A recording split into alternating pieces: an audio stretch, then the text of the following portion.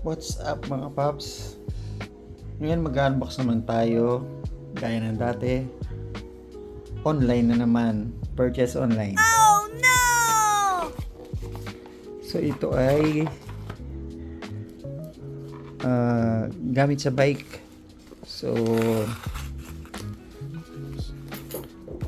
pang ano ba tawag dito? Pang chain chain ring guard.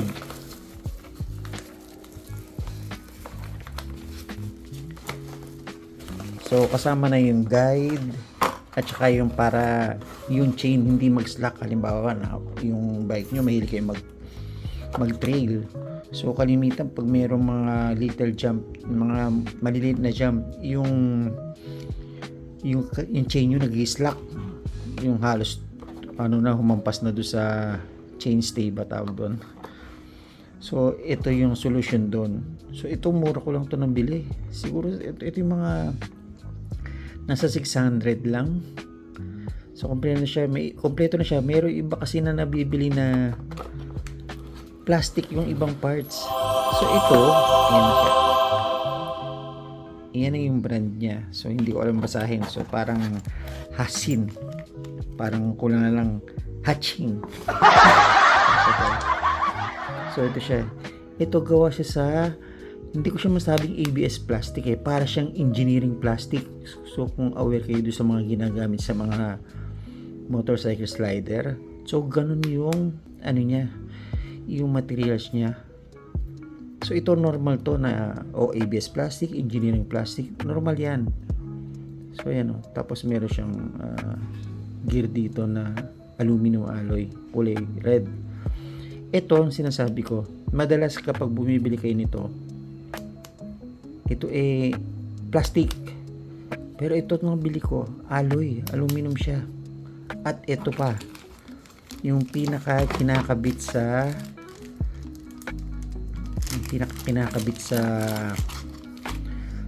ano ba tawag dun? Ayan. Ito yan, kitang-kita nakalagay aluminum 7075, so matibay yun, T6 aluminum. Sa iba plastic to, so buti ito aluminum. So nakita ko siya, so binili ko na kasi merong iba naka-price din ito pero plastic ito, wala kayong makikitang brand na ganyan at makikitang nakalagay kung anong material. Ito nakalagay aluminum 7075 T6, so matibay na to, nasa 7 series na siya. So pasensya na kayo, wala akong ganong alam sa mga ganyan, so kayo na ang bahalang mag-correct. Pero yan ang pinapakita ko sa inyo. So mamaya ilalagay natin sa bike, so papakita ko sa inyo yung video. Okay, kabit na natin. So ito mga paps, ito yung bike ko. Pasensya na, medyo madumi yung background. So ayan siya. So mga katulad natin na walang mga chain guide ready na frame. So yan nga. Kaya bumili ako nitong ganito. So ikakabit natin siya. So kailangan nating tanggalin to. So ito yung dati ko, nakaipit lang din yan. Yan so lalagay natin. Gagawin lang natin, tatanggalin natin tong bottom bracket doon sa kabila.